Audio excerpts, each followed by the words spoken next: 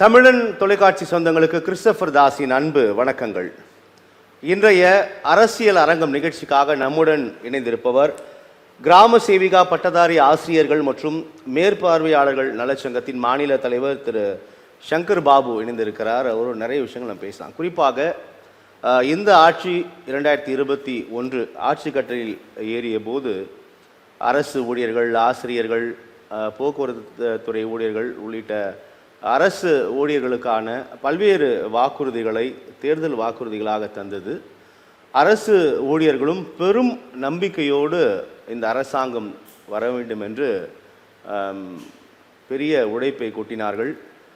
இந்த ஆட்சி வந்தவுடன் தங்களுக்கான கோரிக்கைகள் உறுதியாக நிறைவேற்றி தரப்படும் என்ற நம்பிக்கையோடு காத்திருந்தவர்களுக்கு எந்த விதமான வாக்குறுதிகளும் செயல்படுத்தப்படவில்லை, எந்த விதமான வாக்குறுதிகளும் நிறைவேற்றப்படவில்லை என்ற ஆதங்க குரல்கள் ஒட்டுமொத்தமாக அரசு அலுவலர்கள், அரசு சங்கங்கள், அரசு ஊழியர்களிடையே தொடர்ச்சியாக ஒலிக்க தொடங்கியுள்ளது. இன்னும் இருக்கக்கூடிய சில மாதங்களிலாவது இந்த எங்களுடைய அறிவிப்புகளை, எங்களுடைய கோரிக்கைகளை இந்த அரசாங்கம் குறைந்தபட்ச அறிவிப்புகளாவது வெளியிடும் என்ற நம்பிக்கையோடு தான் இந்த நொடியும் காத்து கொண்டிருப்பதை நாம் உணர முடிகிறது. இப்படியான ஒரு சூழலில் தான் திரு சுந்தர்பாபு நம்முடைய அரங்கத்திற்கு வந்திருக்கிறார். அவரோடு நிறைய விஷயங்கள் நம்ம பேசலாம். சார் வணக்கம். வணக்கம், உங்களோட வர இருக்கின்றோம். வணக்கம். நான் தலைப்பில் குறிப்பிட்டது போல பெரும் நம்பிக்கையோடு இந்த ஆட்சியை எதிர்பார்த்து காத்திருந்தீர்கள். அரசு ஊழியர்கள் உறுதியாக திமுகவிற்கு தான் பெரிய ஆதரவு கரம் நீட்டினார்கள் அப்படின்றது இது சொல்லப்படாத உண்மை அப்படின்னு எல்லாரும் அறிந்தது தான்.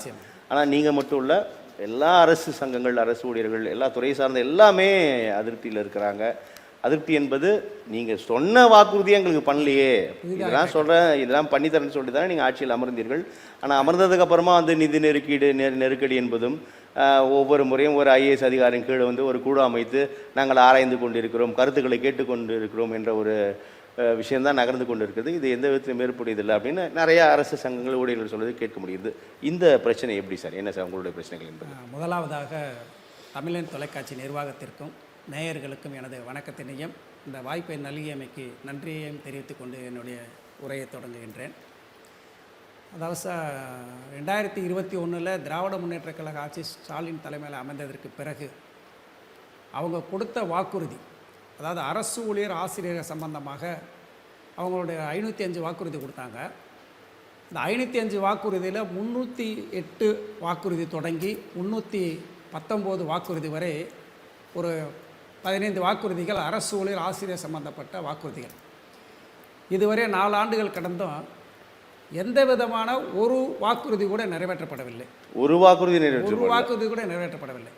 குறிப்பாக இப்போ சமீபத்தில் பார்த்த குறுக்கிட்டு சார், என்னென்ன வாக்குறுதிகள் தந்தார்கள்? வாக்குறுதி கொடுத்தது முக்கியமான வாக்குறுதி 309வது வாக்குறுதி சிபிஎஸ் திட்டம் ஒழிக்கப்பட்டு பழைய ஓய்வு திட்டம் கொண்டு வரப்படும் என்ற வாக்குறுதியை கொடுத்தாங்க.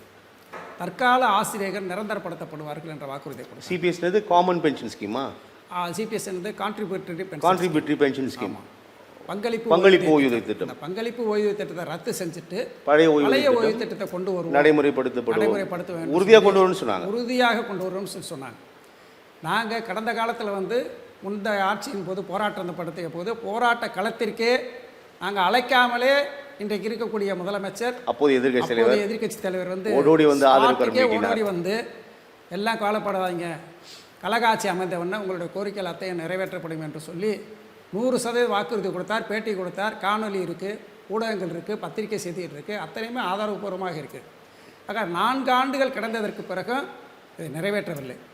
அதே போல் தற்கால ஆசிரியர்களை நிரந்தரப்படுத்துவது, சத்துணவு திட்டத்திலே அங்கன்வாடியில் பணியாற்றுகின்ற தற்காலிக ஆசிரியர்கள் நிரந்தரப்படுத்தப்படுவார்கள் அப்படின்ற அறிவிப்பு இருக்கு இல்லையா? அந்த தற்காலிக ஆசிரியர்கள் எந்த அடிப்படையில் சார், எத்தனை ஆண்டுகள் பணிபுரிஞ்சா அது என்ன நார்ம்ஸில் நிரந்தரம் செய்வதாக உறுதி கொடுத்தாங்க? அதாவது தற்கால ஆசிரியர்கள் பள்ளிக்கூடத்தில் பார்த்தீங்கன்னா பெற்றோர் ஆசிரியர் கழகம், அதுபோக கல்வி வளர்ச்சி குழுன்னு சொல்லியிருக்கு. இதன் மூலியமாக தலைமை ஆசிரியரோடு சேர்ந்து தற்கால ஆசிரியர்கள் அரசனுடைய ஒப்புதலோடு நியமிக்கப்பட்டார்கள். அவங்க கிட்டத்தட்ட 15 ஆண்டுகள் வரைக்கும் இப்போ வேலை பார்த்துட்ருக்காங்க. அவங்களுக்கு ஆரம்பத்தில் பார்த்தோம் என்று சொன்னால் 5000 7000 தொடங்கி இன்றைக்கு ஒரு 14,000 ரூபாய் இன்றைக்கி அவங்க ஊதியப்பட்டுக்கிட்டு இருக்காங்க. இந்த ஆண்டை கணக்கில் கொண்டு தற்காலிக ஆசிரியர்கள் கழக ஆட்சி அமைந்ததற்கு பிறகு நிரந்தரப்படுத்துவா என்ற உறுதிமொழியை எத்தனை ஆண்டுகள் பணிபுரிஞ்சவங்க சார்? அது என்ன கணக்கில் சொன்னாங்க? வரைக்கும் அந்த ஆண்டுகளுடைய கணக்கெல்லாம் குறிப்பிடாமல் ஆட்சி கட்டில் அமர்ந்தவுடன் உங்களுடைய கோரிக்கை நிறைவேற்றப்படும் என்று சொல்லி கொடுத்தாங்க. அதே போல ஊதிய முரண்பாடு, அதை பண்ண சத்துணவு அங்கன்வாடி பணியாளர்களுக்கு வந்து காலமுறையத்தோட அரசு நிரந்தர பணியிடம்.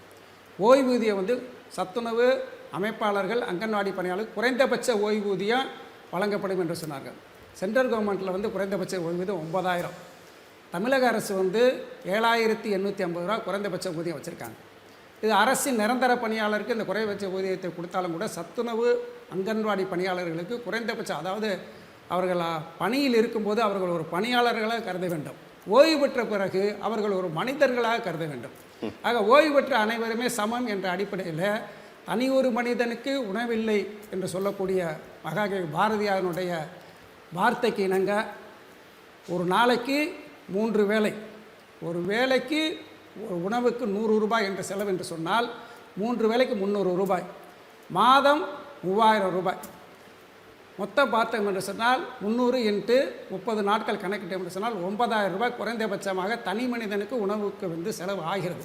மருத்துவ செலவு இருக்குது. ஆக குறைந்தபட்ச ஊதியத்தை, ஒரு வாழ்வாதார ஊதியத்தை அடுத்தவனை சார்ந்து வாழாத ஒரு நம்பிக்கையை 40 ஆண்டு காலம் பணியாற்றிய அரசு ஊழியர் ஆசிரியர்களுக்கு கொடுக்கிறோம் என்று சொல்ல வாக்குறுதி கொடுத்த முதலமைச்சர் இன்றைக்கு 55 ஆண்டு கால பொது வாழ்க்கையில் இருக்கக்கூடிய முதலமைச்சருக்கு தெரியாத விஷயம் எதுவுமே இல்லை, அனைத்துமே தெரியும். இருந்தாலும் அமைச்சர் குழுவை போட்டு முதலமைச்சரிடம் கொண்டு செல்கிறோம், இது வந்து கண்காணிப்பு குழு, சமர்ப்பிப்பதற்கு குழு, மூவர் குழு, இப்படியெல்லாம் சொல்லி காலத்தை கடத்துவதற்கான வேலையை தான் செஞ்சிருக்கே தவிர இதுவரைக்கும் தான் சொன்ன வாக்குறுதி முழுமையாக முதலமைச்சர் செய்யவில்லை.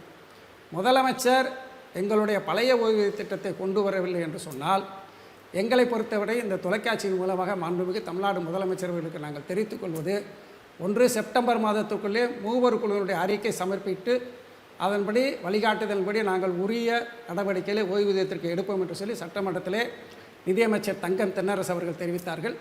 கடந்த நிகழ்வின் போது மாண்புமிகு தமிழ்நாடு முதலமைச்சர் அவர்கள் அறிவிப்புகளை, பல அறிவிப்புகளை, அதாவது பொருளாதாரம் சார்ந்து அறிவிக்காமல் ஊழியர்களுக்கு ஏதோ ஒரு வகையிலே கடன் சுமையை மேற்கொண்டு உயர்த்துவதற்கான அறிவிப்புகளை வெளியிட்டு அதில் சொல்லும்போது மூவர்களுடைய அறிக்கை வந்து நாங்கள் வந்து அக்டோபர் வரைக்கும் சொன்னோம், இப்போ அதை முன்கூட்டியே செப்டம்பருக்குள்ளே அறிக்கையை வந்து அரசுக்கு சமர்ப்பிக்க வேண்டும் சொல்லி நாங்கள் உத்தரவு போட்டிருக்கோம் என்று சொல்லியிருக்கிறார்கள்.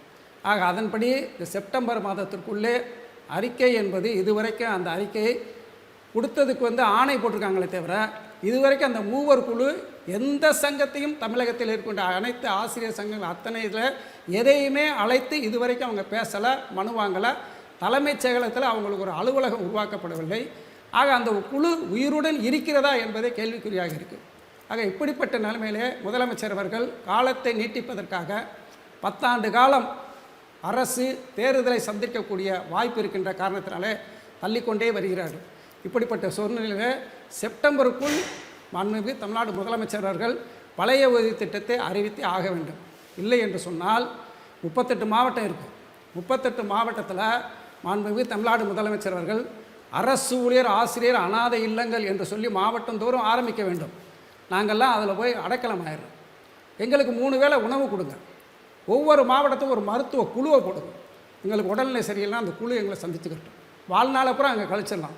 இறுதி வாழ்நாளை நாங்கள் முடித்து விட்டோம் என்று சொன்னால் அரசே எங்களை இடுகாட்டிலே மயானத்திலே எங்களை அடக்கம் செய்து எங்களுக்கு நல்ல ஒரு கௌரவத்தை இனியாவது வாழ்கின்ற இறுதி காலகட்டத்திலே இந்த முதலமைச்சர் ஒரு முடிவை எடுக்க வேண்டும் என்று சொல்லி இந்த தமிழை தொலைக்காட்சி வாயிலாக எனது சங்கத்தின் சார்பாக கேட்டுக்கொள்கிறேன். இவ்வளோ ஒரு கடுமையான அதிருப்தி, கடுமையான எதிர்பார்ப்பு நீங்கள் பேசும்போதெல்லாம் உணர முடிகிறது. இப்போது நம்ம இன்னொரு அரசுடைய சங்கத்தை சேர்ந்த முத்துக்குமார் செல்வகுமார் அவர் பேசும்போது கூட இந்த பழைய ஓய்வூதிய திட்டம் அறிவித்தா நிறைய கோடிகள் அரசுக்கு லாபம் தான் வரும், நிதி சுமை. ஆமாம், ஆனால் இந்த புதிய ஓய்வூதிய திட்டத்தால் அரசுக்கு நட்டம் தான் இருக்குது. இதை பல தருணங்களில் பல கணக்கீட்டின்படி நாங்கள் வந்து பகிர்ந்துருக்கிறோம் அப்படின்னாரு. உண்மையில் அது அந்த பழைய ஓய்வூதியத்தால் இந்த நிதி நெருக்கடி என்பது அது தவறா? இல்லை சார், நிதி நெருக்கடி அரசாங்க காரணம் வந்து நிதியை சொல்லிக்கிட்டு இருக்காங்க. உண்மையிலே பார்த்தோம் என்ற நிதி ஒரு காரணமே அல்ல. எங்களுடைய போராட்ட உணர்வு எங்கள் மத்தியில் கிட்டத்தட்ட 6,4 லட்சம் பேர் சிபிஎஸ் ஒழிப்பு இயக்கத்திலே முதல்ல பார்த்தோம் ஒரு விரிவான விளக்கத்தை உங்கள்கிட்ட சொன்னோம். நல்ல கேள்வியை நீங்கள் கேட்டீங்க. அதாவது 2003 வந்து எஸ்மா போராட்டம் நடந்துச்சு. அந்த போராட்டத்தின் போது மாண்புமிகு முன்னாள் முதலமைச்சர் அம்மையார் ஜெயலலிதா அம்மையார் அவர் வந்து பணி நியமன தடை சட்டத்தை வந்து கொண்டு வந்தாங்க. அந்த பணி நியமன தடை சட்டத்தை எதிர்த்து அரசு ஊழியர் ஆசிரியர்கள் ஒட்டுமொத்தமாக அனைவரும் ஒன்று சேர்ந்து ஒரே ஒருங்கிணைப்பு குழுவாக இருந்து போராட்ட களம் கண்டு அந்த பணி நியமன தடை சட்டத்தை வந்து ரத்து செஞ்சு மீண்டும் பணி நியமனத்தை கொண்டு வந்தாங்க. அந்த போராட்டம் இல்லை என்று சொன்னால் இன்றைக்கு இந்த 6 லட்சம் பேர் அரசு பணிக்கே வந்திருக்க முடியாது. ஆக மிகப்பெரிய வலுவான போராட்டம். இன்றைக்கு அந்த வலுவான போராட்டத்தில் சிபிஎஸ் ஒழிப்பு இயக்கத்தில் பணிபுரிகின்ற அந்த பணியாளர்களுக்கு, பெண்களுக்கு குறிப்பாக இந்த பேட்டியின் வாயிலாக நான் சொல்லிக்கொள்வது, சிபிஎஸ் திட்டத்தில் பணியாற்றி நாங்கள் ஓய்வு பெற்றிருக்கின்றோம். ஓய்வு பெற்ற எங்களை போன்ற ஆண் ஆசிரியர்கள், ஆண் பணியாளர்களுக்கு வயதின் காரணமாக உடம்பிலே தெம்பு இல்லாத காரணத்தினால ஒரு செக்யூரிட்டி வேலை எங்களால் போக முடியல. அதை போலவே முறைசாராத பணிகளில் எங்களுக்கு வலு இல்லாதனால வயதை கேட்டுட்டு என்ன வயசுன்னு கேட்குறாங்க. 62 வயசு என்று சொன்னால் எங்களை மனசுக்குள்ளேயே வச்சுட்டு வேலை இல்லை என்று சொல்லி எங்களை அனுப்பிவிடுறாங்க. அதே மாதிரி பெண்களை பார்த்தோம் என்று சொன்னால் சாலையோர வியாபாரிகளாக மாறி இருக்கிறாங்க. இன்னும் சொல்லப்போனாக வீட்டு வேலை பெண்களாக இன்றைக்கு மாறி இருக்கிறார். இந்த ஆசிரியர்களே குறிப்பாக பார்த்தோம் என்று சொன்னால் ஒரு ஆசிரியர் மண் சட்டியை தூக்கி கொண்டு, மணல் தட்டையில் தூக்கி கொண்டு அவர் வந்து ஓய்வூதியம் இல்லாத காரணத்தினாலே 100 நாள் வேலைக்கும் சித்தால் வேலைக்கும் போகக்கூடிய ஒரு சூழ்நிலையிலே இருக்கக்கூடிய நிலைமை இன்றைக்கு பெண் ஆசிரியர்களுக்கு வந்திருக்கு. அதே போலவே மகளிர் ஊர்நாள் அலுவலர், மேற்பார்வையாளர் grade 1, 2 GS, MS, CNA, CNS சகோதரிகள் இன்றைக்கு பார்த்தோம் என்று சொன்னால் பெற்ற குழந்தைகளால் புறக்கணிக்கப்பட்டு அரசாங்கத்தால் நிராகரிக்கப்பட்டு இன்றைக்கு அவர்கள் பிச்சை எடுக்கின்ற நிலைமையிலே இன்றைக்கு இருந்து கொண்டிருக்கின்றார்கள். ஆகவே தான் சொல்கிறோம், ஒன்று நீங்கள் செப்டம்பருக்குள்ளே பழைய ஓய்வூதியத்தை கொண்டு வாங்க. இப்போ நீங்கள் சொல்கிற அளவுக்கு நிலைமை ஒழிஞ்சு போனதுக்கான காரணம் என்னன்னு கேட்குறேன். இப்போ நீங்கள் இப்போ ரொம்ப கீழ்நிலை வேலைகள் செய்கிறார்கள், தினக்கூலிகளாக இருக்காங்க, உச்சபட்சமாக யாசகம் கேட்கும் நிலைக்கு தள்ளப்பட்டிருக்கார்கள் சொல்கிற அளவுக்கு உங்களோட நிலை ஒழிஞ்சு போயிடுச்சு. நிச்சயமா சார், எனக்கு புரியல அது. ஆமாம், அதாவது என்னன்னு சொன்னால் கிட்டத்தட்ட அரசாங்கத்தை பொறுத்த வரைக்கும் 2001-4-2003 இருந்து தான் தமிழக அரசு சிபிஎஸ் திட்டத்தை கொண்டு வந்தாங்க. 2001 1-4-2003 இருந்து பங்களிப்பு ஓய்வு திட்டத்தை நடைமுறைப்படுத்தினாங்க. 2003க்கு முன்னாடி பழைய ஓய்வு திட்டம் இருந்தது. இந்த ப்ரொபோசல் ஏன் ஆரம்பிச்சிச்சு? இந்த ப்ரொபோசல் ஏன் ஆரம்பிச்சிச்சுன்னா மத்திய அரசு வந்து பழைய ஓய்வூதிய திட்டத்தை வந்து ரத்து செஞ்சுட்டு தேசிய பங்களிப்பு ஓய்வு திட்டம் NPSன்னு சொன்னாங்க. அதாவது சென்ட்ரல் கவர்மெண்ட்டை பொறுத்த வரைக்கும் பழைய OPS, அதுக்கு பிறகு NPS, இன்றைக்கு கடந்த 1-4-2025 UPS என்று சொல்லி ஒருங்கிணைந்த ஓய்வு திட்டத்தை கொண்டு வந்திருக்காங்க. United pension scheme. ஒருங்கிணைந்த யூனிஃபைடு பென்ஷன் ஸ்கீம்.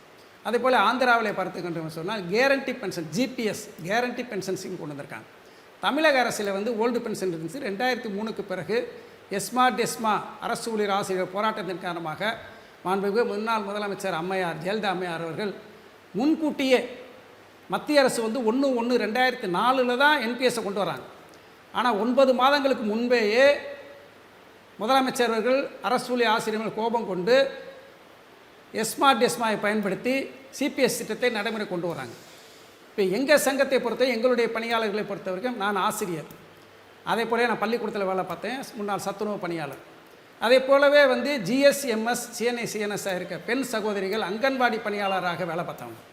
அங்கே அங்கன்வாடி பணியாளராக வேலை பார்த்தவங்களை பொறுத்த மட்டுக்கும் அவங்களுக்கு வந்து குறைந்தபட்சம் 25 ஆண்டுகள்லேருந்து 30 ஆண்டுகள் வரைக்கும் அங்கன்வாடி பணியாளர் வேலை பார்த்ததை பணிமூப்பு அடிப்படையில் சீனியாரிட்டின் அடிப்படையில் நாங்கள் ஆசிரியராக வந்து சிறப்பு தேர்வு புரட்சித் தலைவர் MGR கொண்டு வந்த இந்த திட்டத்தில் அம்மையார் ஜெயலலிதா அம்மையார் எங்களுடைய கல்வி தேதியை கருத்தில் கொண்டு 3 சிறப்பு தேர்வு வச்சு நாங்கள் பரீட்சை எழுதி அதன் மூலிமா ஆசிரியராக அரசு பள்ளியில் வந்து எங்களை பணியமைத்தது. இந்த நேரத்தில் வந்து அம்மையார் ஜெயலலிதா அம்மையாருக்கு வந்து நினைவோடு நாங்கள் நன்றியை தெரிவித்துக் கொள்கிறோம். அதே போலவே பார்த்தோம் என்று சொன்னால் நாங்கள் 1000 பேர் வந்துட்டோம் அரசு பள்ளியில் ஆசிரியராக. அங்கன்வாடி பணியாளரில் வர்றவங்க நடவடிக்கை மூலமாக 3 சிறப்பு தேர்வு மூலமாக 1000 பேர் ஆசிரியர்களாக வந்துட்டீங்க. இதுவரைக்கும் இந்தியாவில் ஸ்பெஷல் டெஸ்ட்டு முதல் தடவை பரீட்சை வைக்கும்போது 2004 பரீட்சை வச்சாங்க. அந்த பரீட்சை வைக்கும்போது எங்களுக்கு ஒன் டைம் ஆப்பர்ச்சுனிட்டி சொல்லி தான் அரசாணை போடப்பட்டது. அதற்கு பிறகு எங்களுடைய போராட்டத்தின் மூலம் மீண்டும் முதலமைச்சர் ஜெயலலிதா அம்மையாருடைய கவனத்தை கொண்டு சென்று 2006 ஒரு ஸ்பெஷல் டெஸ்ட் 450 பேர் வந்தோம். 2012 திமுக ஆட்சி காலத்தில் ஒரு 136 பேர், இப்படி படிப்படியாக 3 ஸ்பெஷல் டெஸ்ட் 1600 பேர் 1000 பேர். ஓ, அது சேர்த்து சொல்கிறீங்க? ஆமாம், எல்லாம் சேர்த்து 1000 பேர்.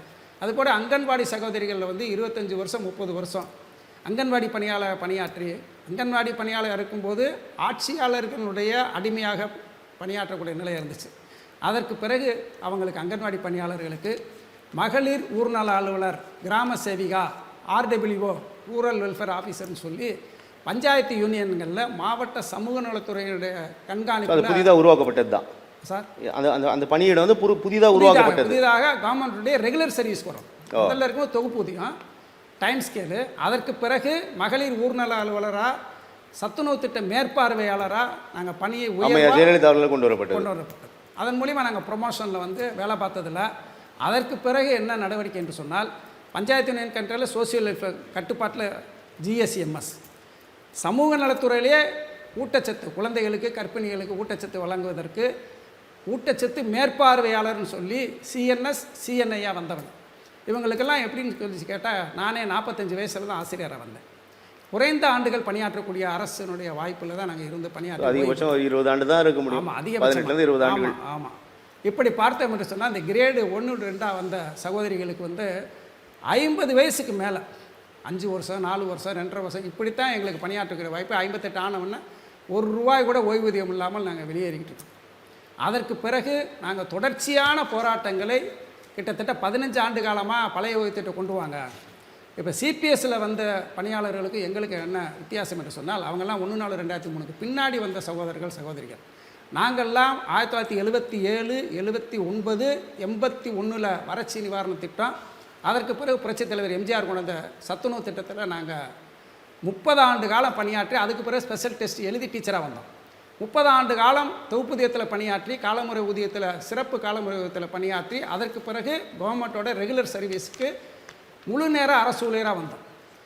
எங்களை வந்து பழைய சர்வீஸில் 2003 பின்னாடி தான் CPSயில் நீங்கள் வர்றீங்கன்னு சொல்கிறாங்க, பென்ஷன் இல்லைன்னு சொன்னாங்க. ஆனால் நாங்கள் ஏற்கனவே 25 ஆண்டு காலம் எங்களுடைய இளமையெல்லாம் அந்த சத்துணவு அங்கன்வாடி பணியிலே தொலைத்து விட்டு குறைந்தபட்ச காலமாக ரெகுலர் சர்வீஸை பணியாற்றி ஓய்வு பெற்ற எங்களுக்கு பழைய சர்வீஸை 50% அரசின் நிரந்தர பணி காலத்தோடு சேர்த்து எங்களுக்கு வழங்கணும்னு சொல்லி நாங்கள் போராட்டம் பண்ணோம்.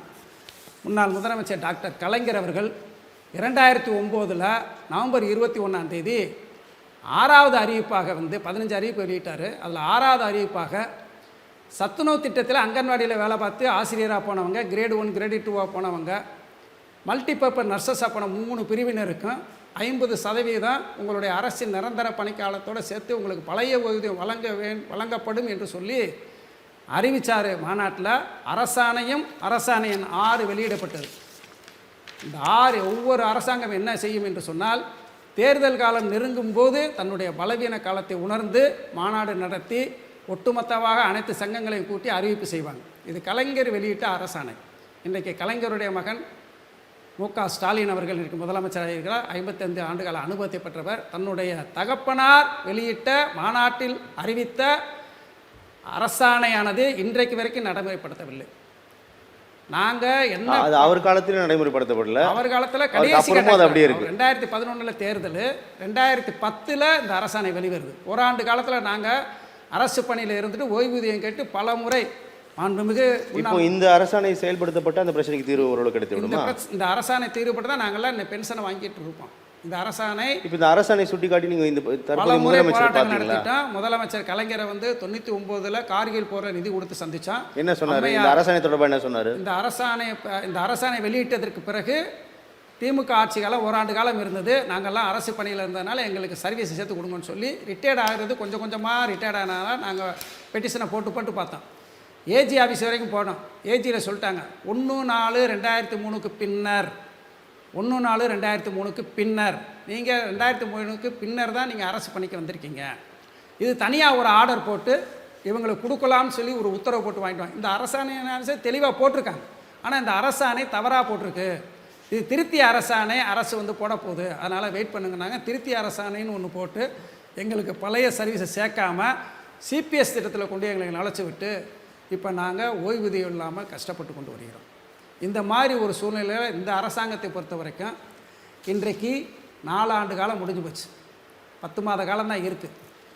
இந்த அரசாங்கம் எடுக்கின்ற ஒவ்வொரு முடிவுமே அதை உதயசூரியன் ஓட்டாக மாற்ற வேண்டும் என்ற அடிப்படையில் தான் முதலமைச்சர் வந்து ஒவ்வொரு நகர்வையும் நகர்த்தி கொண்டு வருகிறார்கள். இன்றைக்கு 3,4 லட்சம் கோடி கடன் இருந்ததை இன்றைக்கி 9,4 லட்சம் கோடி இன்றைக்கு அரசாங்கத்துக்கு வந்து கடன் சுமை வந்து ஏறி இருக்கு. மின்சாரத்துறையில் பார்த்தோம்னா 1,50,000 லட்சம் கோடி, போக்குவரத்து துறையில் 1,4 லட்சம் கோடி, இப்படி எல்லாமே போக்குவரத்து பணிமனைகள் அத்தனையும் இன்றைக்கு வந்து வங்கியில் வந்து அடமானம் வைக்கப்பட்டிருக்கு. ஆக இதெல்லாம் ஒரு பக்கம் இருந்தாலும் கூட இந்த அரசு நாங்கள் புதிதாக ஒன்றும் கேட்கவில்லை.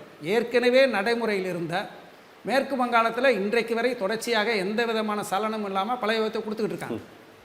7 மாநிலங்கள் சிபிஎஸ்க்கு என்பிஎஸ்க்கு போயிட்டு பழையபடி வந்து ஓபிஎஸ்க்கு திரும்பி வந்திருக்காங்க. எந்தெந்த மாநிலங்கள் பார்த்தீங்கன்னா இமாச்சல் பிரதேஷ், சத்தீஸ்கர், ஜார்க்கண்டு, ராஜஸ்தான், இவங்க பூராமே பழைய ஓய்வு திட்டத்துக்கு திரும்பி வந்திருக்காங்க. இவங்கெல்லாம் வந்து மத்திய அரசினுடைய, அதாவது பின்தங்கிய மாநிலங்கள் அப்படின்னு சொல்லப்படுகின்ற மாநிலங்கள் கூட தமிழ்நாடை காட்டிலும் ரொம்ப மலைக்கும் அடுக்குமான இடைவெளி, இதெல்லாம் அவங்களால அந்த கால் எடுக்க முடியுது. அவங்களுக்கு வந்து பிஎஃப்ஆர்டிஎல மத்திய அரசினுடைய ஓய்வூதிய ஒழுங்குமுறை மேம்பாட்டு ஆணையத்தில் அவங்கெல்லாம் பங்களிப்பு செஞ்சு பணத்தை வந்து அக்கௌண்ட் தொடங்கி அவங்கெல்லாம் சேர்ந்தவங்க. அந்த பணம் திருப்பி கொடுக்கல மத்திய அரசு. இருந்தாலும் கூட சமாளித்து ஊழியர்கள் நலன் கருதி அரசாங்கம் பழைய ஓய்வு திட்டத்தை திரும்பி இருக்கு. இங்கேயே அதை நடைமுறைப்படுத்த என்ன பிரச்சனை? இந்த அரசாங்கம் அரசாங்கம் சொல்ற வேர்ஷன் அது விட்டுருங்க, உங்களுக்கு தெரியும் இல்லையா? இப்போ நான் தான் நம்ம இவரு சொன்னது மாதிரி அந்த பழைய ஓய்வூதிய திட்டம் தான் மிகச்சிறந்தது, புதிய ஓய்வூதிய திட்டத்தால் அரசுக்கு நட்டம் தான், இது வேண்டாத வேலை பண்ணுறாங்க அப்படின்னு சொன்னார். சில விளக்கங்களை சொன்னார், எனக்கு அது நினைவில் இல்லை. அப்போ ஏன் இதை பண்ணுறாங்க? அதாவது நிதி வந்து ஒரு சுமையா இல்லை சார், அரசாங்கத்திற்கு மனசு வரல. அரசாங்கத்தின் மனதிலே தான் இதில் வந்து சிறிய நெருக்கடிகள். நீங்கள் மனசு வரலன்னு சொல்கிறீங்க, வேறு ஏதாவது துறை சார்ந்த நபர்களுக்கு மனசு வரலாம் கூட புரிந்து கொள்ள முடியும். ஏறக்குறைய அரசு ஊழியர்கள் ஒரு 12 லட்சம் பேர் வாக்குகளாக பார்க்கும்போது 80 லட்சத்தை தானே ஏறக்குறைய 1 கோடி வாக்குகள் இருக்கக்கூடிய ஒரு ஒரு ஒரு சொசைட்டின்னு கூட குறிப்பிடலாம். அப்போ மனசு வரலன்னா இது ஒரு பாரதூர விளைவுகளை வந்து ஏற்படுத்தும் அப்படின்னு உணராமல் இருக்காங்களா? எப்படி புரிஞ்சுக்கிறது? இப்போ சார் நிதி நெருக்கடி அப்படின்னு அரசாங்க காரணம் சொன்னாலும் கூட அரசாங்கம் இன்றைக்கி சொத்து வரி, கட்டண வரி, பேருந்து எல்லாத்தையுமே சுமையை ஏற்றி அரசாங்கத்துக்கு பொருளாதாரத்தை நாங்கள் வந்து முந்தைய ஆட்சியை காட்டிலும் பொருளாதாரத்தில் மிகப்பெரிய முன்னேற்றத்தை அடைஞ்சிருக்கோம்னு சொல்லி இந்த அரசு. அப்படி என்ன பிரச்சனைன்னு கேட்குறேன். அதுதான் எங்களுக்கு புரியல. இப்போ நான் முதல்ல வந்து செஞ்சுருந்தா ஒரு பொருளாதார சுமையை காரணம் சொல்லலாம். இன்றைக்கி 4 ஆண்டுகள் கடந்துருச்சு. இப்போ தேர்தலை நோக்கி வருங்க இந்த காலம். முந்தைய அரசாங்கத்தோட அரசாணை இருக்குது, இப்போ கருணாநிதி அவர்கள் வெளியிட்ட அரசாணையே இருக்குது. இந்த அரசும் தேர்தல் வாக்குறுதிகளாக தந்திருக்குது. இப்போ எல்லாமே தராங்க, முன்னெடுப்புகளும் இருக்குது. ஆனால் இவங்க செய்ய மறுக்கிறாங்க. காலம் தாழ்த்துவதை அவங்க செயல்பாடே உணர்த்துது, நம்ம சொல்ல அரசாங்கத்தோட செயல்பாடே உணர்த்துது. அப்போது இதுக்கான காரணம் ஒன்று ஏதாவது இருக்கும் இல்லையா? அப்போது அவ்வளவு கவனக்குறைவாக இருப்பாங்க அதிகாரிகளும், துறை சார்ந்த அமைச்சரும், முதலமைச்சரும் அவ்வளோ கவனக்குறைவாக இருக்கிற அளவுக்கு நீங்கள் அவ்வளோ பலமிழந்து இருக்கீங்க. இல்லை, நாங்கள் எங்களுடைய பலம் வந்து இப்போ தேர்தல் நோக்கி இருக்கிறதுனால ஒரு மிகப்பெரிய வலுவான போராட்டத்தை முன்னெடுப்பதற்காக குறிப்பாக எங்கள் சங்கம் வந்து. ஆனால் இப்போ கடந்த சட்டமன்ற கூட்டத்தொடரில் சில அறிவிப்புகளை வெளியிட்டாங்க, எந்த பலனுமே இல்லாதது. அது கூட என்ன அறிவிப்பு, என்ன பலன் தரது? அதாவது அரசு ஊழியர்களுக்கு கடன்கள் தர்றதை பற்றி தான் அறிவிப்புகள் நிறையா இருந்துச்சு. அப்புறம் வந்து சத்துணவு அங்கன்வாடி பணியாளர்கள் நாங்களாம் போராட்டம் பண்ணுறோம், எங்களுக்கு வந்து பழைய ஓய்வூதியத்தை கொடுங்க, இல்லை குறைந்தபட்ச ஓய்வூதியம் மாற்ற அதை நடைமுறைப்படுத்துகிற வரைக்கும், பழைய ஓய்வு திட்டம் நடைமுறைப்படுத்திய வரைக்கும் அரசாங்கத்துடைய குறைந்தபட்ச ஓய்வூதிய திட்டம் 7,850 ப்ளஸ் டிஏ வாட்சி எங்களுக்கு கொடுங்க என்று சொல்லி தான் நாங்கள் போராட்ட களத்துக்கு வந்து நிற்கின்றோம், தொடர்ச்சியாக பண்ணிக்கிட்டு இருக்கோம். ஆனால் பொங்கல் கருணத்தொகையை ஓய்வூதியருக்கு 500 ரூபாய் வாங்குகின்ற அந்த கருணத்தொகையை வந்து 1000 ரூபாயாக இந்த அரசு வந்து உயர்த்தி ஒரே ஒரு ஆணையை மட்டும் போட்டிருக்காங்க. அதில் எங்களுக்கு எந்த விதமான பிரயோஜனமும் இல்லை. ஆக இப்படிப்பட்ட ஒரு சூழ்நிலையில் இன்றைக்கு இந்த அரசு வந்து தேர்தலை முழுக்க நினைத்து கொண்டிருக்கின்ற அந்த அரசு செப்டம்பர் மாதம் அறிக்கை சமர்ப்பித்தாலும் சமர்ப்பிப்பதற்கு காலதாமதமானாலும் மீண்டும் காலதாமதப்படுத்தாமல் மாண்புமிகு முதலமைச்சர் அவர்கள் பழைய ஊதிய திட்டத்தை அறிவிப்பு செய்து அரசாணையை வெளியிட வேண்டும். இல்லை என்று சொன்னால் அரசு ஊழியர் ஆசிரியர்கள் ஒட்டுமொத்தமாக ஒருங்கிணைந்து ஓரணையில் நின்று மிகப்பெரிய வலுவான போராட்டத்தை நாங்கள் வந்து முன்னெடுப்போம். நம்ம தொடர்ந்து பேசலாம் திரு சுந்தரபாபு, தொடர்ந்து பேசலாம். இப்போது நீங்கள் நம்ம முன்ன பேசும்போது சொன்னீங்க சுந்தரபாபு, அதாவது கல் தூக்கும் தொழில், சங்கர் பாபு கல் தூக்கும் தொழில் செய்கிறாங்க ஆசிரியர்கள், உச்சபட்சமாக பிச்சை எடுக்கும் நிலைக்கு கூட தள்ளப்பட்டிருக்காங்க. தள்ளப்படல, எடுக்கிறாங்க அப்படின்றது கூட நிறையா உங்கள் சங்கத் தலைவர்கள் காட்டினார்கள், நீங்கள் கூட அந்த ஆவணத்தை பகிர்ந்தீங்க. இப்போ இந்த அளவுக்கு இந்த நிலை மோசமாக இருக்குது அப்படின்றதை முதலமைச்சரும் துறை சார்ந்த அரசு அதிகாரிகளும் உணராமல் இருக்கிறாங்களான்னு கேட்குறேன் நான். அது உணராமல் இல்லை. ஏன்னா பரவலாக இப்போ மக்கள்கிட்ட என்ன இருக்கும் ஒரு கருத்துவாக்கம் அப்படின்னா, இப்போ அரசு ஊழியர்கள் ஆசிரியர்கள் வந்து சௌக்கியமாக இருக்காங்களே, அவங்களுக்கு என்ன இப்போ கோரிக்கைகள், அவங்க தான் ரொம்ப வளமாக இருப்பாங்க, எந்த அரசு வந்தாலும் அவங்களுடைய கோரிக்கைகள் ஏற்றுக்கொள்ளப்படும் அப்படின்றத மக்கள்கிட்ட இருக்க பொதுவான கருத்து. ரொம்ப நம்ம இது ரொம்ப இதை ஆழப்பு பார்க்கும்போது பேசும்போது தான் இந்த விஷயங்கள் வந்து தெரியுதே ஒழிய, பொதுவாக இருக்கும்போது அரசு ஊழியர்கள் சௌக்கியமாக இருப்பாங்கப்பா, எந்த கவர்மெண்ட் வந்தாலும் இவங்களேப்பா பிரச்சனை, இவங்களுக்கு 58 வயசுக்கு சௌக்கியமாக இருப்பா அப்படின்றதான் ஒரு பொது கருத்து. ஆனால் இவ்வளவு சங்கடங்களை எதிர்பார்க்குறீங்க, இவ்வளோ சங்கடங்களை அனுபவிக்கிறீங்க அப்படின்றது இந்த கோரிக்கைகளின் பால் தான் நடக்குதான்னு கேட்குறேன். இந்த கருத்துலேருந்து நான் மாறுபடுறேன் சார். எப்படின்னு பார்த்தீங்கன்னு சொன்னால், இப்போ என்னுடைய தகப்பனார் வந்து அரசு பணியில் இருந்தவர், என்னுடைய சகோதரர்கள்லாம் அரசு பணியில் வந்தவங்க. இப்படி பார்த்தோம் என்று சொன்னால் அரசு சார்ந்து தான் மக்கள் இருக்காங்க.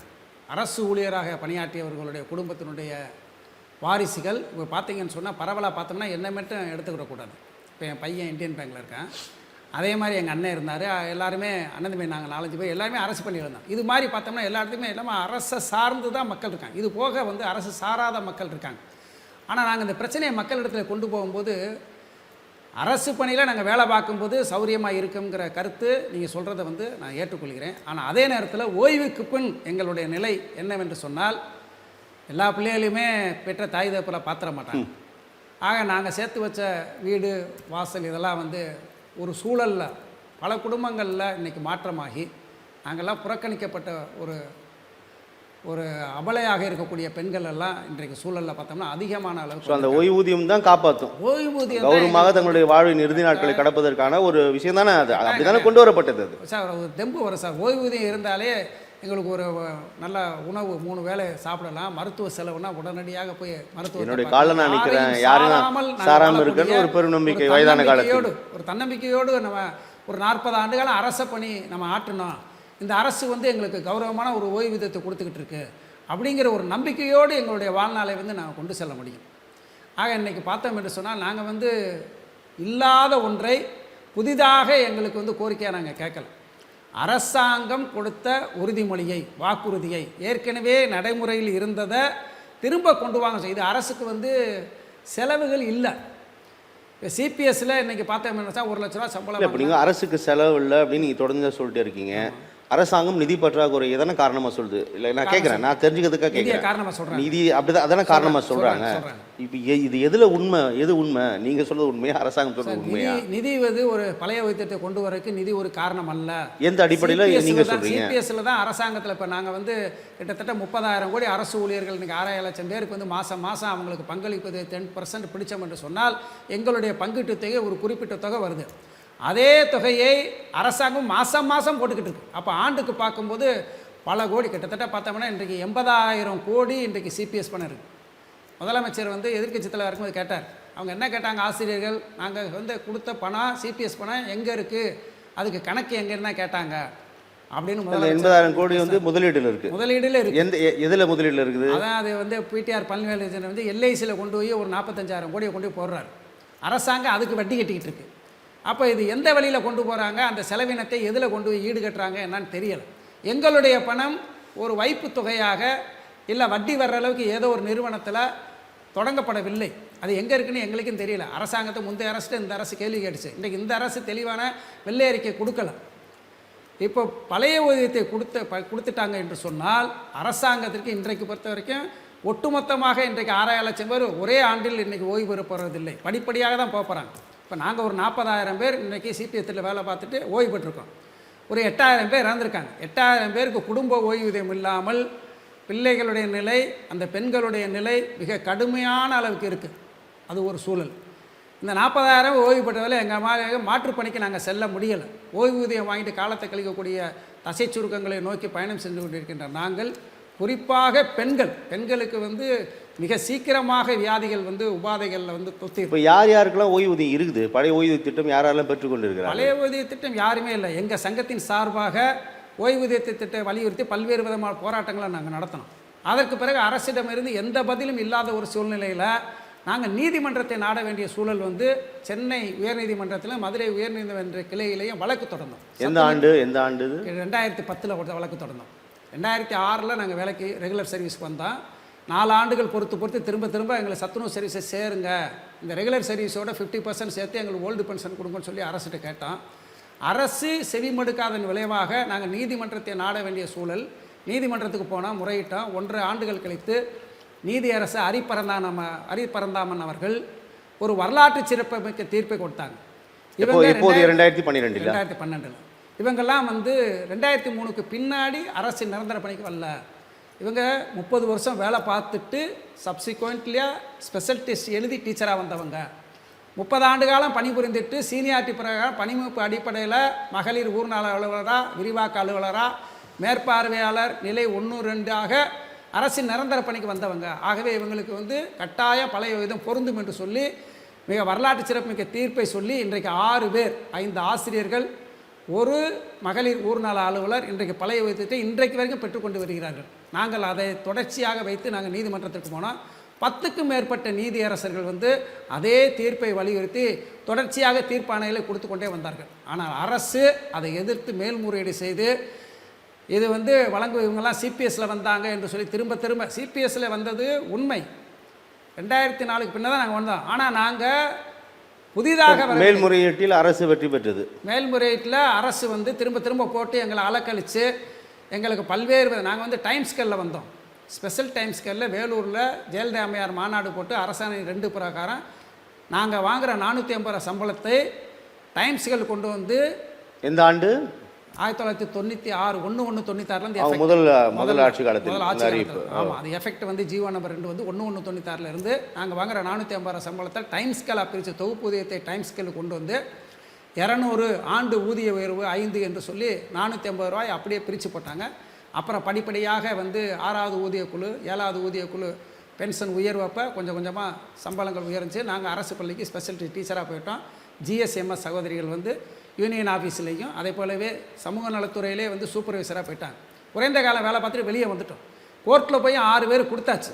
அரசாங்கம் இந்த 6 பேர் கொடுத்ததை வைத்து நீதியரசர் ஹரிபரந்தாமன் தீர்ப்பாணை வச்சு எங்களுக்கெல்லாம் கொடுத்துருக்கலாம். ஆனால் அரசு மீண்டும் மேல்முறையீடு செய்து எங்களை அதல பாதாளத்துக்கு ஓய்வூதியத்தை பற்றியே சிந்திப்பதற்கு வாய்ப்பில்லாத நிலை அரசு பணியிலே ஆற்றவில்லை.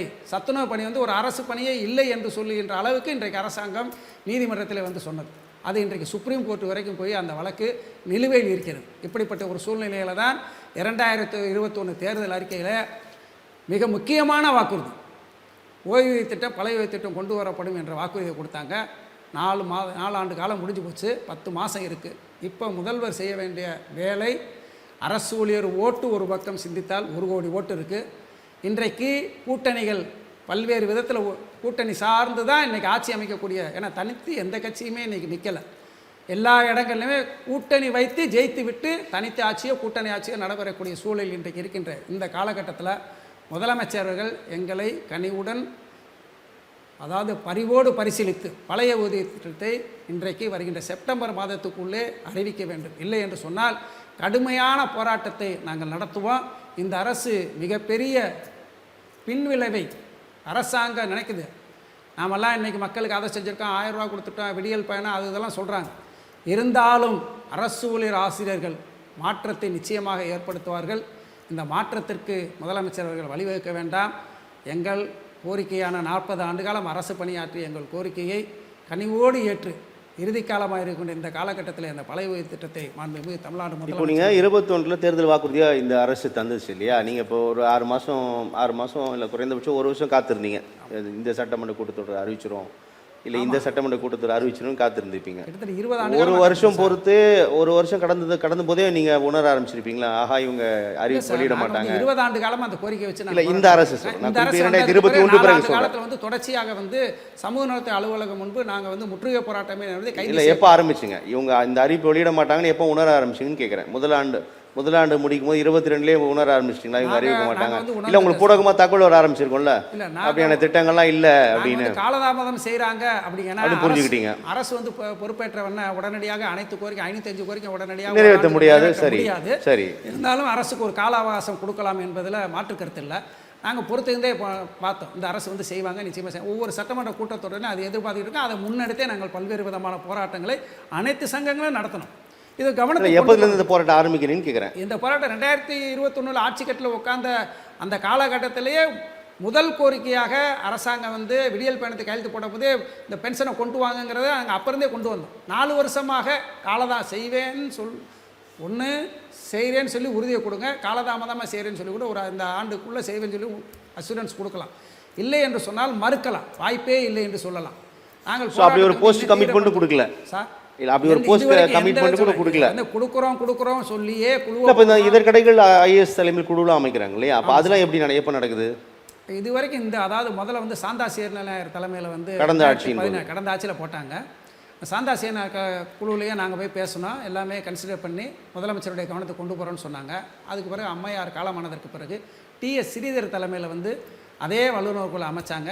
அவரும் எல்லாத்தையும் ஆய்வு பண்ணி எல்லாம் செஞ்சு எங்களுடைய கோரிக்கையெல்லாம் ஏற்று அரசிட்ட வந்து 2012 எடப்பாடியார் முதலமைச்சராக இருக்கும்போது அரசிட்ட வந்து சமர்ப்பிச்சிட்டேன். இது வரைக்கும் அந்த அறிக்கையினுடைய என்ன சொல்லியிருக்கு, என்ன சொல்லப்பட்டிருக்கு என்று சொல்லி அரசு தெளிவாக இதுவரை வெளிக்கொணரவே இல்லை. ஆக அந்த எத்தனை தடவை தான் குழு போடுவீங்க? சாந்தாசீல பொன்சனை பொறுத்த வரைக்கும் சாந்தாசீல அவர் அளித்த அந்த பரிந்துரை என்ன அப்படின்றது வெளியில் உங்களுக்கும் தெரியல. இது வரைக்கும் இல்லை. ஸ்ரீதர் கொடுத்த குழுவினுடைய சமர்ப்பித்த அறிக்கையினுடைய அந்த ஓய்வூதிய சம்பந்தமாக என்ன சொல்லியிருக்கு என்பது இதுவரை வெளிவரவில்லை. அப்படிப்பட்ட நிலைமையில் மீண்டும் அந்த அரசு என்ன செய்யுதுன்னு சொன்னால், இதை எங்களை சமரசம் செய்வதற்கோ இல்லை என்று சொன்னால் பொறுத்து கொள்வதற்கோ அரசாங்கம் மீண்டும் ஒரு குழுவை வந்து நியமிக்கிறாங்க. அப்போ மீண்டும் ஒரு குழு நியமிக்கும் போது ககத்சிங் சிங் பேடி தலைமையில் வந்து இந்த குழு அமைக்கப்பட்டிருக்கு, மூவர் குழு. இந்த குழுவானது இதுவரைக்கும் இந்த ஆட்சியில் இப்போ சமீபத்தில் பிப்ரவரியில் அறிவிச்சார். அறிவித்ததற்கு சாந்தசீல நாயார், ஸ்ரீதர், அப்புறம் ககதீப் சிங் பேடி மூன்றாவது ஐஏஎஸ் தலைமையில் குழு. ஆமாம், குழு. இவர் பரிந்துரை கொடுத்த தகவல் வெளிவந்துச்சா? இவர் இதுவரைக்கும் வந்து பரிந்துரை இல்லை சார். இவர் இதுவரைக்கும் இந்த குழு வந்து செக்ரட்டேரியட்டில் வந்து தனி அலுவலகமே இல்லை. எந்த சங்கத்தையும் கூப்பிட்டு என்ன உங்களுக்கு பிரச்சனைன்னு சொல்லி இதுவரைக்கும் அந்த குழு கேட்கல. அரசு அழைத்து பேசலை. இதனுடைய நிர்வாக சிக்கல் என்ன, இதை நடைமுறைப்படுத்துவாங்க. ககதீப் சிங் பேடி தலைமையில் எப்போ அறிவிப்பு வெளியானது? பிப்ரவரி மாதம் சொன்னாங்க. இந்த ஆண்டு 25 9 மாதம் முதல்ல அறிவிச்சு. இந்த 2025 ஆமாம், 2025 பிப்ரவரி மாதத்தில் 9 மாதத்துக்குள்ளே இந்த குழு வந்து ஓய்வூதியம் சம்பந்தமாக பழைய ஓய்வூதிய திட்டம், பங்களிப்பு ஓய்வூதிய திட்டம், யூனிஃபைடு பென்ஷன் யூபிஎஸ் திட்டம் 3 திட்டத்தையும் ஆராய்ந்து எது ஊழியர் நலனுக்கு எது வாய்ப்பாக இருக்குமோ, எது பலன் அளிக்குமோ அதை வந்து முடிவெடுத்து இந்த குழு சமர்ப்பிக்கும் சொல்லி குழு பிப்ரவரியில் அறிவித்தாங்க. இப்போ சட்டமன்றத்தில் சென்ற மாதம் நிறைவேறும்போது முதலமைச்சர் அவர்கள் இந்த அறிவிப்புகள், அரசு ஊழியர் ஆசிரியர் அறிவிப்பு வெளியிட்டாங்களா, 9 அறிவிப்பு. அதில் ஒரு அறிவிப்பாக முதலமைச்சர் வெளியிட்டார். இந்த குழுவானது வந்து 9 மாதம் கொடுத்துருந்தோம், அதை முன்கூட்டியே வந்து செப்டம்பர் மாதத்துக்குள்ளே அவங்களுடைய அறிக்கையை வந்து அரசுக்கு சமர்ப்பிக்க சொல்லி நான் உத்தரவு போடுறேன்னு சொல்லி உத்தரவு போட்டாச்சு. இப்போ சித்திக் தலைமையில் வந்து ஐஏஎஸ் தலைமையில் வந்து 1 மேன் கமிஷன் போட்டாங்க, எக்ஸ்பர்ட் கமிட்டி போட்டாங்க. அதுக்கு பிறகு 1 மேன் கமிஷன் போட்டாங்க. அப்புறம் ககதீப் சிங் பேடிக்கு அடுத்து அதுக்கு முன்னாடி சார், அதுக்கு முன்னாடி சாந்தாசியல் 1 மேன் கமிஷன் ஓய்வூதிய வேரியேஷன் இருக்குது இல்லையா, குறைபாடுகள்லாம் இருக்குல்ல, அதை நிவர்த்தி செய்வதற்காக அந்த 1 மேன் கமிஷன் போட்டாங்க. ஊதிய முரண்பாடு அவருடைய ஸ்டேட்மெண்ட் அது வெளியே வரல. அந்த இது வந்து அவர் போடும்போது வந்து செக்ரட்டேரியட்டில் அவருக்கு தனி அலுவலகம் அமைக்கப்பட்டது. எல்லாரும் கொண்டே மனு கொடுத்தாங்க, தன்னுடைய குறைகளை சொல்வதற்கு வாய்ப்பு இருந்துச்சு. அப்போ இன்றைக்கு அமைக்கப்பட்டிருக்க இந்த மூவர் குழு வந்து இதுவரைக்கும் தலைமைச் செயலகத்தில் அலுவலகம் அமைக்கப்படவில்லை. எந்த சங்கத்தையும் கூப்பிட்டு வச்சு மனுக்களையும் அப்போவே தெரிகிறது அது ஒரு கண் துடைப்பு காலதாமதப்படுத்துகிறாங்க. இது ஒரு கண் துடைப்பாக, இது வந்து எங்களை வந்து சமாதானப்படுத்துவதற்கா இல்லை என்று சொன்னால் போராட்டத்தினுடைய வேகத்தை குறைப்பதற்கு மடைமாற்றம் செய்வதற்காக முதலமைச்சர் எடுக்கின்ற ஒரு வியூகமோ என்று நினைக்க தோன்றுகிறது. ஆக அந்த அடிப்படையிலே பொறுத்து பார்ப்போம், எவ்வளோ நாளைக்கு தான் பொறுப்பது. விளிம்பு நிலைக்கு வந்துட்டோம். ஓய்வூதியம் இல்லாமல் இன்றைக்கி வீதியில் வந்து நின்று மக்கள் என்ன நினைக்கிறாங்கன்னா, ஒரு வாத்தியார வேலை பார்த்தாரு, இந்த ஜிஎஸ்எம்எஸ் இந்த ஓய்வூதியத்தை காத்திருந்து நிறைய பேர் இறந்து கூட போயிருப்பாங்க இல்லையா? 8000 பேர் இறந்துருக்காங்க சார். அப்போ சிபிஎஸ் திட்டத்தில் வேலை பார்த்துட்டு வந்தவங்க 8000 பேர் இறந்துருக்காங்க. ஓய்வூதியத்தை காத்திருந்தவங்க அவங்க குடும்பமும் இன்றைக்கு வரைக்கும் காத்துக்கணும். எனக்கு 8000 பேர் எங்கள் சங்கத்தில் இருக்கவங்க, எங்களால் பலன் பெற்றவங்க 200 வரைக்கும் இறந்துருக்காங்க. அவங்களுக்கெல்லாம் பதில் சொல்ல முடியலை. அதாவது குறைந்தபட்ச பென்ஷன் கொடுத்து அதில் 30% தான் வந்து ஃபேமிலி பென்ஷன் கொடுக்குறாங்க. இப்போ எங்கள் இதில் வந்து குறைந்தபட்ச பென்ஷன் தான் எங்களுக்கு கடைசி முடிவு. அதையாச்சும் எங்களுக்கு கொடுக்கலாம், அவங்களுக்கு குடும்பத்தையாச்சும் ஓரளவுக்கு வாழ வைக்கலாம். அப்போ எங்களுக்கும் இல்லை, எங்கள் சார்ந்த நாங்கள் இறந்தோம் என்று சொன்னால் எங்கள் குடும்பத்தாருக்கும் இல்லாத ஒரு அவல நிலை வந்து தொடர்ச்சியாக வந்துக்கிட்டு இருக்கு. அதனால் நான் திரும்ப சொன்னேன், ஒன்று நீங்கள் பழைய பென்ஷன் திட்டத்தை கொண்டு வாங்க, இல்லை என்று சொன்னால் முதலமைச்சர் சொல்லாததையெல்லாம் நான் செஞ்சுருக்கோம் என்று சொல்லி இந்த அரசு சொல்லிக்கிட்டு இருக்கு. சொல்லாத திட்டமாக நாங்கள் சொல்கிறோம், 38 மாவட்டத்திலேயே நீங்கள் அரசு ஊழியர் ஆசிரியர் அனாதை இல்லங்களை ஏற்படுத்துங்க, அதில் நாங்கள் வந்து தங்கிக்கிறோம், 3 வேளை உணவு போடுங்க, உடம்புக்கு முடியலையா மருத்துவ குழு போடுங்க, சிகிச்சை பண்ணுங்கள். வாழ்வு முடிஞ்சு போச்சா, எங்களை மயானத்தில் தகனம் செய்கின்ற பொறுப்பை அரசாங்கம் எடுத்துக்கங்க. நாங்கள் எந்த துறையில் வேலை பார்த்தோமோ அந்த துறை அதிகாரிகளே வந்து எங்களுடைய அவல நிலை சிபிஎஸ்சில் வந்துருந்துன்னா உங்களுக்கு இதே நிலை தான் உருவாகும் என்பதை உணர்ந்து இது அரசு ஒரு முன்னெடுத்து செய்யுங்க. ஒன்று எங்களை வாழ விடுங்க, இல்லைன்னா ஒன்று சிறைச்சாலையில் அனுமதித்து போராட்டத்தை மூலம் கைது பண்ணி வாழ்நாள் வரையும் எங்களை சிறைச்சாலை வைங்க. இந்த மாதிரி ஒரு சூழலை வந்து மீண்டும் மீண்டும் மீண்டும் மீண்டும் அரசுக்கு நாங்கள் தெரியப்படுத்துவது, அதாவது கடைசி நிலைக்கு போனால் என்ன தான் செய்வான் மனுஷன்? எவ்வளவோ கேட்டு பார்த்துட்டோம், என்னென்னவோ பண்ணி பார்த்துட்டோம். இன்றைக்கி அரசு ஏதோ ஓட்டுக்களை மாற்றுவதற்கு பல்வேறு விதம் செய்யணும். இதெல்லாம் நீங்கள் செய்யுங்க, அரசியல் சார்ந்து ஓட்டுக்கள் சார்ந்து செய்யுங்க.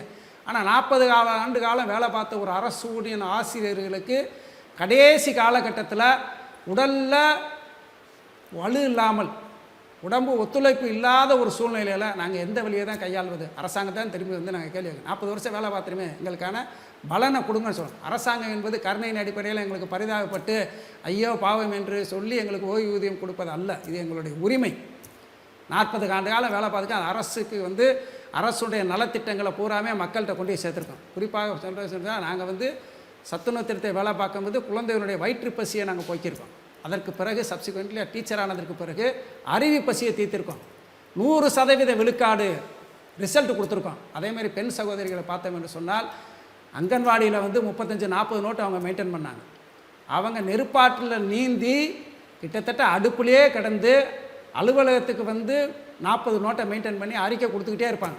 அதற்கு பிறகு ப்ரொமோஷனில் வந்ததற்கு பிறகு மக்கள் கொடுக்கின்ற அந்த மனுக்களை பூரா வாங்கி வெரிஃபிகேஷன் பண்ணி சமூக நலத்துறை அலுவலகத்துக்கு அனுப்பி அவங்களுக்கு திருமண உதவி திட்டத்தெல்லாம் மக்கள் பயனடைகின்ற அத்தனை விஷயங்களும் ஒரு இணைப்பு பாலமாக இருந்து இந்த அங்கன்வாடி சகோதரிகள் GSMS கிரேட் 1 கிரேட் 2 பணியாளர்கள் பணியாற்றி இன்றைக்கு ஓய்வூதியம் இல்லாத ஒரு அவல நிலையில் அன்றாடம் சொல்லன்னா துயரத்தில் வாடிக்கொண்டு வருகிறார்கள்.